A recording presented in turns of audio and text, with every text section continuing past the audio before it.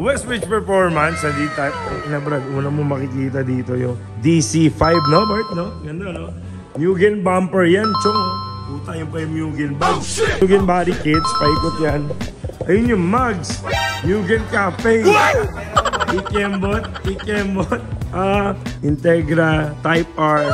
DC5 yan, kapatid. Tapos pagpasok mo sa loob, ito yung malupit sa Type R. Para rin siyang aeroplano. Ano naman yung Recaro seats yan, Brad. Kompleto, buo. Ayun yung mga DC5, yung pwede natin ilagay sa EF ng mga hatchback, sa mga EG, yun usually. Tapos ito yung cockpit yung. Yan, Brad. Wala lang ilaw, kaya hindi ko na mapasok yung camera. Pero, pogi, Brad. Ilan na lang yung DC5 sa mundo, mga kapatid. Westridge mismo. Dalawa tong DC5. Tapos may S2, may S15. Yung S15 nasa kila Kuya Jetty. Garage. So ito yung DC5, Brad. Tingnan mo yung import dati. Damn.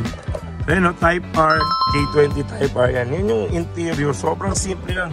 Pag mga sports car talaga, sobrang simple lang. Tapos ito yung mga nakuha na sa mga modelo yan. Puta, ina ni Albert talaga. Ayaw palinisin yung vlog ko. Gusto mag-edit pa ako. Puta. Siyempre, pakita namin sa inyo yung puso nito. Ang ganda. Ito yung pangarap natin. Kundi DC2, DC5, di ba? Let's go. Okay, pwede natin buksan yung hood. Nagpaalam tayo ha. Hindi tayo kupal na kalkal na kalkal. Pangarap ko yung DC5 na yan, tol. Di mo mabuksan, no? Oh shit! A few moments later. Bert, little Bert. Ano sabi mo? Bert? Talaga pag hindi ko alam saan din yun. Yan! K20 Type R. Ano naman, Brad? Ano yung nakita mo nawawala?